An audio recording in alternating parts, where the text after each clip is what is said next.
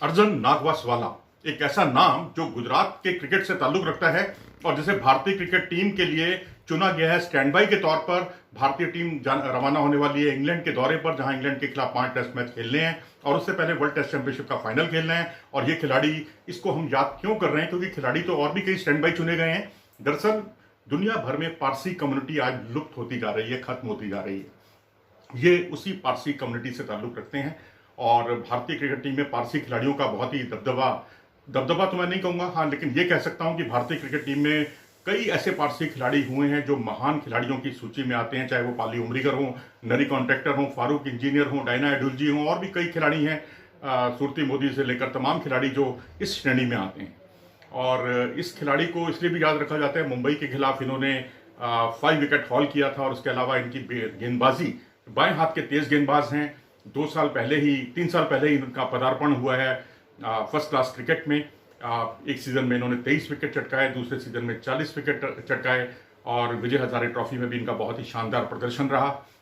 140 kilometre प्रति घंटे की रफ्तार से लगातार गेंदबाजी करने की कुव्वत रखते हैं।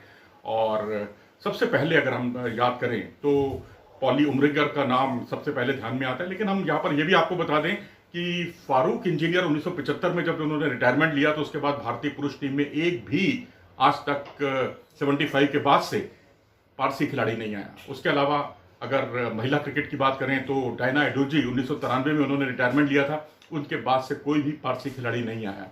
तो जब इन दोनों खिलाड़ियों ने रिटायरमेंट लिया तब तक इस खिलाड़ी का जन्म भी नहीं हुआ था। जी हाँ, अर्जुन की बात कर रहा हूं मैं, अर्जुन नागवासवाला की बात कर रहा हूं मैं। और अगर हम पहले बड़े खिलाड़ी देखें तो पॉली उमरीगर, जो कि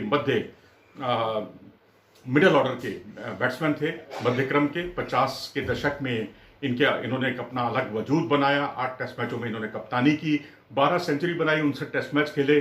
जोरास्ट्रियन कम्युनिटी से ये ताल्लुक रखते हैं। और विजय मांजरेकर, जो संजय मांजरेकर के पिता हैं, उनके अचानक इंजर्ड होने से एक विवाद खड़ा हो गया था। ये मनोहर हार्डिकर को टीम में रखना चाहते थे, लेकिन जो उस वक्त के तत्कालीन बोर्ड प्रेसिडेंट जो थे रवि भाई पटेल, वो चाहते थे कि जस्सू पटेल को टीम में शामिल किया जाए और इस बात पर इन्होंने इस्तीफा दे दिया, छोड़ दिया कप्तानी का पद। और ये इसके बाद न्यूजीलैंड, वेस्ट इंडीज और ऑस्ट्रेलिया के दौरे पर गए भारतीय टीम की ओर से बतौर मैनेजर, और इसके अलावा पिच क्यूरेटर रहे वानखेड़े स्टेडियम के, बीसीसीआई के एग्जीक्यूटिव सेक्रेटरी भी रहे और उसके अलावा सिलेक्शन कमेटी के चेयरमैन भी रहे। और अंडर 15 की जो आप पाली उमरीगर ट्रॉफी देखते हैं वो इन्हीं के नाम से की गई है, इन्हीं के नाम से बनाई गई है। नरी कॉन्ट्रैक्टर दूसरा बड़ा नाम पारसी समुदाय का। 1961-62 में इंग्लैंड के खिलाफ जो भारतीय टीम जीती थी सीरीज, उसके ये कप्तान थे।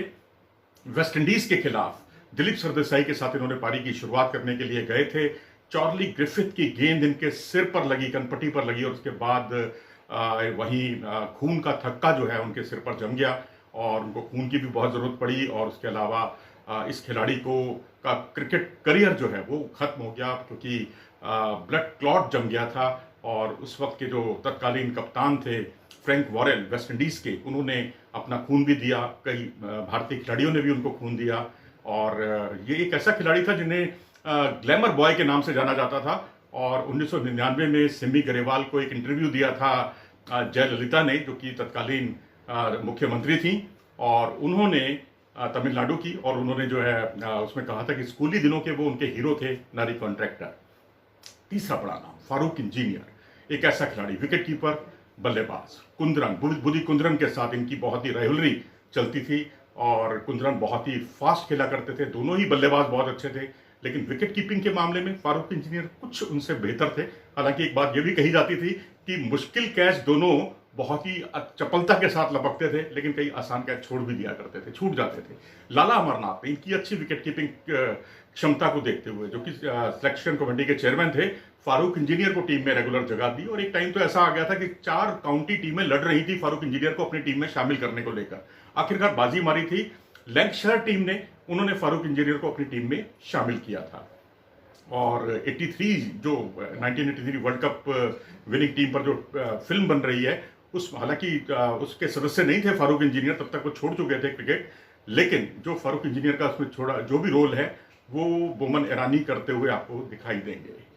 तो इसके बाद एक बड़ा नाम डायना एडुल्जी का। डायना एडुल्जी जो प्रशासकों की कमेटी में सदस्य थी, बहुत मुखर मानी जाती थी, और ये एक ऐसी खिलाड़ी थी जो जिसने सबसे ज़्यादा गेंदें फेंकी हैं। 6000 के आसपास गेंद फेंकना अंतर्राष्ट्रीय क्रिकेट में अपने आप में बहुत बड़ी बात है। स्लो लेफ्ट आर्म स्पिनर हुआ करती थी, और उसके अलावा जिसे कहते हैं बहुत ही यूजफुल बल्लेबाज भी थी, बल्लेबाजी भी करती थी, और उन्होंने 1993 में रिटायरमेंट ले लिया। तो ये कुछ हैं खिलाड़ी जो कि पारसी समुदाय से ताल्लुक़ रखते हैं। और फारूक इंजीनियर ने तो बड़ी खुशी जाहिर की है कि लंबे समय के बाद अर्जुन नागवासवाला के रूप में खिलाड़ी भारतीय टीम में पदार्पण करने जा रहा है, और अभी तो फिलहाल वो स्टैंड बाई की सूची में है, और उन्होंने उम्मीद जाहिर की कि ये खिलाड़ी आने वाले समय में भारतीय क्रिकेट टीम की ओर से वो इन्हें ओपनिंग करते हुए बतौर गेंदबाजी में शुरुआत करते हुए देखना चाहते हैं। आप क्या सोचते हैं इस पारसी समुदाय के बारे में, जो क्रिकेटर्स जिन्होंने सबका दिल जीत लिया, चाहे पालियो अमरीगर हो, नारी कॉन्ट्रैक्टर हो, फारूक इंजीनियर हो, या फिर डायना एडुल्जी ही क्यों ना हो, क्या इस परंपरा को आगे बढ़ाने में कितने कारगर साबित होंगे अर्जुन नागवासवाला, ये तो वक्त ही बताएगा। अगर आपको ये वीडियो पसंद आया हो तो इसे लाइक करें और हमारे चैनल को सब्सक्राइब भी करें।